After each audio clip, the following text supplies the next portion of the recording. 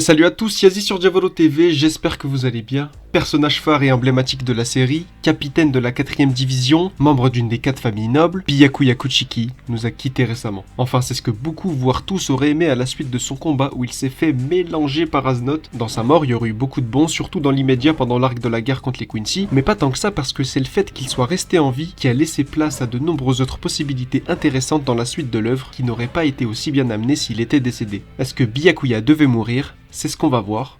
C'est parti.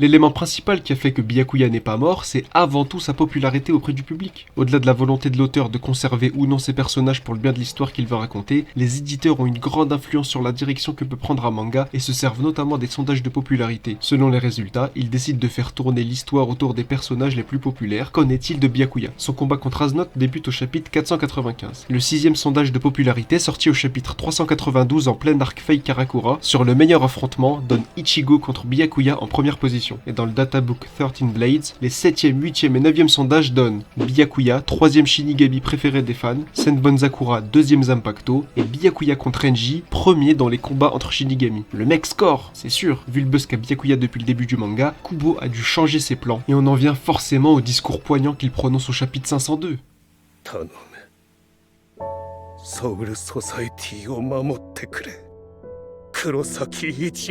Qu'en serait-il s'il était mort derrière? La symbolique serait forte dans un moment aussi critique que cette guerre sanglante millénaire, alors que tout le monde a sombré dans les ténèbres de l'invasion Quincy, ont perdu leur capitaine commandant, et avant de rendre son dernier souffle, le héros salvateur apparaît et se voit léguer une volonté originelle, celle de protéger Soul Society. Byakuya, qui au début du manga a tout fait pour empêcher Ichigo d'interagir avec les affaires de la Soul Society, qui sur son lit de mort reconnaît enfin sa valeur et lui demande de les sauver, qui lui fait confiance pour la suite, c'est magnifique. Mais le fait qu'il soit resté en vie rend la scène moins impactante pour une grande partie de la communauté. Et c'est là que j'ai quelques réserves. Imaginons que Byakuya meurt après cette scène. Ichigo aurait laissé mourir Byakuya juste après qu'il lui ait demandé de sauver la Soul Society, au lieu de l'emmener en lieu sûr dans les locaux de la 4ème division se faire soigner, pour foncer vers le boss de fin qui faisait rien de spécial et se faire péter son bankai. Au-delà du discours, ce qui fait la force de cette scène pour moi, c'est avant tout la réaction d'Ichigo. Point serré, regard noir sous la pluie, qui fonce vers Iwatch en entendant ces mots. Désolé, mais là on tient la meilleure planche du manga. Cette scène existe uniquement car Byakuya était prévu de rester en vie par l'auteur. Parce que si Byakuya devait mourir, Ichigo aurait été à ses côtés, essayé de le ramener pour ensuite mourir dans ses bras. Et imaginez la culpabilité qui ronge Ichigo, c'est même pas le fait de pas avoir été à la hauteur contre Quilke au pied qui l'aurait marqué, mais le fait qu'il était bloqué dans une prison quasi impénétrable. Comment se remettre en question sur son niveau et progresser?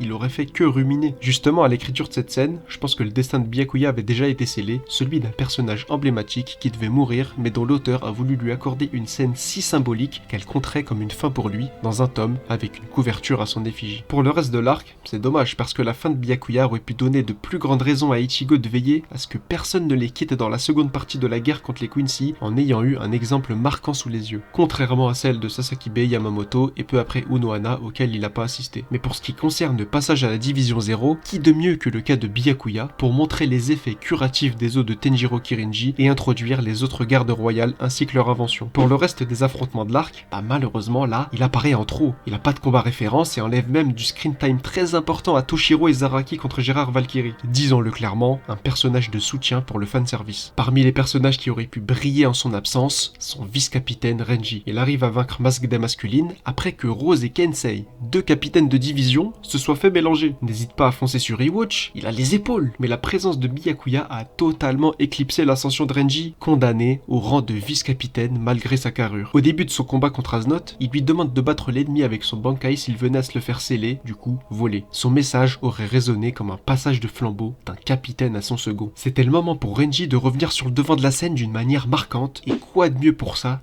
que dégainer son nouveau bankai. Mais c'est Rukia qui s'y colle, et la légitimité de sa vengeance aurait pu être appuyée par la mort de son frère. Par contre, elle a déjà eu un développement lié à la perte de Kaien Shiba, rajouter celle de Byakuya aurait fait trop calquer à mon goût, comme si elle pouvait devenir plus forte qu'à la perte d'un proche. Et pour elle, Renji et Ichigo, on aurait peut-être eu beaucoup, voire trop de développement autour de sa mort, et malheureusement, pendant la rédaction de l'arc, Kubo a dû être contraint d'allonger ou raccourcir certaines parties à la demande des éditeurs, donc c'est pas évident. À l'avenir, bien qu'elle ne soit pas de sang noble, Rukia aurait pu être prétendante au titre de chef de la famille Kuchiki et annoncer l'aube d'une nouvelle ère au sein de la Soul Society. Une nouvelle ère dont fait part Tokinada, nouveau chef de la famille Tsunayashiro, dans la série des romans Kenfiryu Unworld. Autour de la table, Byakuya chez les Kuchiki, Yoruichi pour les Shihoin et une place vacante chez les Shiba. Ça discute du péché originel de la Soul Society, de son avenir, du roi des esprits, de Susuke Aizen, rien de bien foufou. Et là, à mon sens, la mort de Byakuya aurait posé problème. Rukia n'y connaît rien et ne saurait même pas défendre sa position lors de la conversation et se ferait écraser par les arguments de Tokinada. Le vieux Ginrei Kuchiki est trop attaché aux anciennes règles, il aurait été trop réticent aux changements proposés par Tokinada, et même, quand tu vois les deux autres en face, il n'est pas attachant. Et Renji n'a vraiment aucun lien de près ou de loin avec la grande famille des Kuchiki. Pour les représenter, il faut bel et bien un membre emblématique de la série, et quel membre important de cette institution que Byakuya Kuchiki, capitaine et membre d'une des 4 familles nobles, Byakuya, Yoruichi et Tokinada, la jeunesse fraîche, enracinée dans les problèmes de la noblesse et qui ont le pouvoir de faire avancer les choses et même bouleverser Soul Society. Voilà, c'est la fin de cette vidéo, j'espère que vous aura permis de saisir le bon et le mauvais dans la mort de Byakuya Kuchiki. N'hésitez pas à laisser votre avis en commentaire, on se dit à la prochaine, pendant ce temps portez-vous bien, ciao.